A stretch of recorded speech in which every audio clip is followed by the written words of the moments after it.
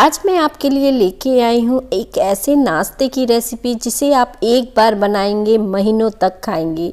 इसके लिए आपको कोई सोडा नहीं चाहिए, कोई दही नहीं चाहिए, ना ही आपको इसे बेलना है ना ही काटना है। बहुत ही ज़बरदस्त ये बनके तैयार होता है। मैं इसे पास से दिखा रही हूँ और क्रिस्पी भी ज़्यादा होता है। देखिए, मैं इसे आपको तोड़ के दिखा देती हूँ कितना बढ़िया ये बनके तैयार होता है। एक बार आपने इस तरीके से बना लिया तो बार बार इसी तरीके से ट्राई करेंगे। तो चलिए बिना देर किए शुरू करते हैं इसे बनाना। इसे बनाने के लिए एक पैन ले लीजिए और मैंने यहाँ पे 1 कप चीनी का इस्तेमाल किया है। अगर आपको मीठा कम पसंद है तो यहाँ पे पौना कप चीनी भी डाल सकते हैं। साथ में मैंने यहाँ पे 1 कप पानी डाला है और अब हम चीनी को चलाते हुए घोल लेंगे। और कोई चाशनी नहीं बनानी है इस मिठाई को बनाने के लिए, सिर्फ चीनी को हमें अच्छे से घोलना है। तो यहाँ पे देखें चीनी हमारी घुल गई है, कुछ इस तरह से है, लेकिन 2 मिनट के लिए हम इसे पका लेते हैं। तो बस मीडियम आंच में इस तरह से इसे पका लीजिए। तो बस इस तरह से मैं पका रही हूँ, सिर्फ 2 से 3 मिनट पकाना है, इससे ज़्यादा आपको इसे नहीं पकाना है। और ये बनके तैयार हो गई है। जैसे ही ये बनके तैयार होगी हम गैस को बंद कर देंगे और इसे रख के साइड ठंडा करेंगे, क्योंकि इसे हमें ठंडा करके ही इस्तेमाल करना है। तो बस इसे साइड रख देते हैं। अब एक बर्तन ले लेंगे, तो कोई भी बर्तन आप ले लीजिए और इसमें आप डाल दीजिए गेहूं का आटा। यहाँ पे मैं 2 कप गेहूं का आटे का इस्तेमाल कर रही हूँ, जिससे रोटी वगैरह हम घर पर बनाते हैं। ये वही वाला आटा है और पूरे 2 कप भर के डाल देना है आपको। और अब हम क्या करेंगे, इस आटे में बाकी की चीज़ें भी ऐड कर देंगे। तो यहाँ पे देखें, सबसे पहले क्या करेंगे, इस आटे को इस तरह से लेंगे और इसमें हम ये सूजी डाल देंगे। 2 चम्मच मैं सूजी का इस्तेमाल कर रही हूँ। इससे एक तो ये दानेदार रहेगी और क्रिस्पी भी ज़्यादा रहेगी। तो देखिए, सूजी को आटे में अच्छे से मिला देते हैं। तो अब ये ले लेंगे आधे कप घी। थोड़ा सा मैंने कप को खाली रखा है, बहुत ज़्यादा भर के नहीं रखा है।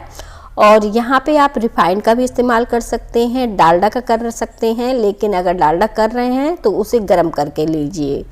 और साथ में इसमें तिल ऐड कर देंगे। ये पूरी तरह से ऑप्शनल है, अगर आपके पास तिल है तो डाल दीजिए। साथ में डाल दीजिए इलायची का पाउडर। और अगर आप यहाँ पे तिल नहीं डालना चाहते हैं तो यहाँ पे नारियल को भी कद्दूकस करके डाल सकते हैं। तो यहाँ पे देखें, अब इन सारी चीज़ों को बढ़िया तरीके से कुछ इस तरह से हमें मिक्स कर देना है और सारी चीज़ें अच्छे से मिला लेना है। बचा हुआ घी भी हम ऐड कर देंगे। तो जैसे बाकी की चीज़ें हम बनाने में मोयम लगाते हैं, ठीक उसी तरह से हमें इसमें भी मोयम लगा के तैयार करना है। अब मैं आपको बता रही हूँ, देखें कितना परफेक्ट ये मोयम लग के तैयार हो गया है। मैं इसे लड्डू के जैसे बांध रही हूँ, ईजिली ये बंध रहा है। अब हमने जो चाशनी बना के रखी थी और इसे ले लेते हैं और इसे धीरे धीरे करके हम डालेंगे, एक साथ इकट्ठा नहीं डालेंगे, नहीं तो ये गीला हो जाएगा। और इसको हमें ना पूरी तरह से कंबाइन नहीं करना है, कुछ बिखरा बिखरा सा आटा हम इसका लगा के तैयार करेंगे, क्योंकि ये खस्ता बहुत ही अलग है बनाने में। तो इनका आटा भी बहुत ही अलग अंदाज में लग के तैयार होगा। सिर्फ आपको इसे कंबाइन करना है कुछ इस तरह से। देखिए, मैं पास से दिखा रही हूँ, अब ये अच्छे से कंबाइन सा हो रहा है। और इससे ज़्यादा अब इसमें पानी हमें नहीं डालना है, मतलब चीनी वगैरह कुछ भी नहीं डालना है। और इस तरह से इसका लड्डू सा बना के आप चेक कर सकते हैं। इस तरह से लड्डू सा बना के देखिए अच्छे से ये कंबाइंड हो रहा है कि नहीं। अगर ये नहीं हो रहा है तो थोड़े से आप जो चाशनी है इसी के छिट्टे और लगा सकते हैं। बची हुई चाशनी को हम साइड रखेंगे और ये अच्छे से लग के तैयार हो गया है। थोड़ा सा तेल चाहे तो ऊपर से और डाल दीजिए और इसे मिला लीजिए। तो ये इस तरह से बिखरा बिखरा हो जाएगा जब हम हाथों से कुछ इस तरह से इसे करेंगे। अब इससे ज़्यादा इसको गीला नहीं करना है, ये बहुत ही परफेक्ट बनके तैयार हो गया है। तो अब हम क्या करेंगे, इसकी एक छोटी छोटी लोइयाँ लेंगे, बहुत ज़्यादा बड़ी नहीं लेंगे, जितना नींबू वगैरह होता है ठीक उसी तरह से इसकी लोइयाँ बनानी है। और इस तरह से अच्छे से हाथों से दबा दबा के इसे कंबाइन कर देंगे। इसके बाद इसे चिकना करके पेड़े जैसा चपटा कर देंगे और इसे अच्छे से चिकना कर देंगे। इसे ध्यान रखें, अच्छे से कंबाइन करना है हाथों से दबा दबा के, ताकि ये कढ़ाई में खुले नहीं।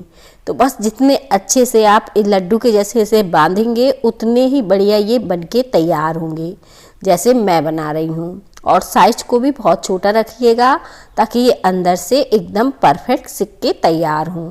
बहुत ही इजी है इसे बनाना। देखिए मैंने अभी भी बना के आपको दिखाया और एक और बनाया। इसे बहुत ज़्यादा देखिए मोटा नहीं रखा है ताकि ये आसानी से सिक पाए। तो बस सारे बिस्किट इस तरह से मैं बना के तैयार कर लेती हूँ। और तेल गरम होगा, मैंने यहाँ पे पैन रखा है। अब यहाँ पे ये जो तेल है इसको ऐसे ही रखना है, मतलब ज़्यादा गरम नहीं रखना है, सूता सा तेल रहेगा। और इसमें इस बिस्किट को हम डाल देंगे और एक एक करके सारी डाल देंगे और धीमी आंच में बढ़िया तरीके से इसे सिकने देंगे। जब आपको लगे कि आंच बहुत ज़्यादा धीमी है, ये सिक नहीं पा रही, तो 2 मिनट के लिए आप थोड़ी सी आंच को बढ़ा दीजिए। तो बस इस तरह से आप इन बिस्किट को सेक के तैयार कर लीजिएगा। बहुत ही जल्दी से ये बनके तैयार होंगी, खाने में बहुत ही स्वादिष्ट लगती हैं और इन्हें आप कभी भी बना के स्टोर कर सकते हैं। अब देखें ये सिकना शुरू हो गई हैं और जब जैसे जैसे ये सिकेंगी वैसे वैसे इनमें क्रैक बढ़िया से पड़ते जाएंगे। कोई सोडा नहीं है इसके अंदर, कोई दही नहीं है, कुछ भी नहीं डाला है, बहुत ही अच्छे से ये बनी है। और अब इन्हें हमें कलर चेंज होने तक सेक के तैयार करना है। तो सिकने देते हैं हम इसी तरह से इसे। अब इनका बहुत ही प्यारा सा कलर आ गया है, जैसे बिस्किट वगैरह में कलर आता है, और क्रैक भी बहुत ही अच्छे से पड़ गए हैं इनमें। तो ये अंदर से सिक गई होंगी, बहुत ही खस्ता रहेंगी, एकदम करारी। और बस इसी तरह से जब ये सिक रही थी मैं इस बाकी की बिस्किट को भी बनाती जा रही थी और बना के एक साथ रख लेते हैं और फिर इसके बाद एक साथ डाल देंगे। तो यहाँ पे देखें ये वाली सिक चुकी हैं जिसे मैं निकाल रही हूँ। अब इन्हें इजी तरीके से आप निकाल लीजिए। बहुत ही बढ़िया ये सिक के तैयार हुई हैं। उम्मीद करती हूँ आज की रेसिपी आप सबको बेहद पसंद आने वाली है, क्योंकि रेसिपी ही ऐसी है ये। और अब हमें इसी तरह से बाकी के भी सेक के तैयार कर लेना है। और बस इस तरह से अब मैं डालती जा रही हूँ एक एक करके, और ये 2 बार में सारे सिक के तैयार हो जाएंगे। तो देखें मैंने इन्हें भी डाल दिया है और इनको भी इस तरह से पलट पलट के अच्छे से सेक के तैयार कर लिया है। अब इनको भी हमें निकाल लेना है, क्योंकि इनमें भी बहुत ही बढ़िया कलर आ गया है और अंदर तक अच्छी से सिक गई हैं। बहुत ही क्रंची और बढ़िया बनी। तो उम्मीद करती हूँ आज की रेसिपी आप सबको पसंद आई होगी। और देखिए मैं इसे आपको तोड़ के दिखाती हूँ, कितनी ज़्यादा क्रिस्पी और बढ़िया ये बनके तैयार हुई हैं।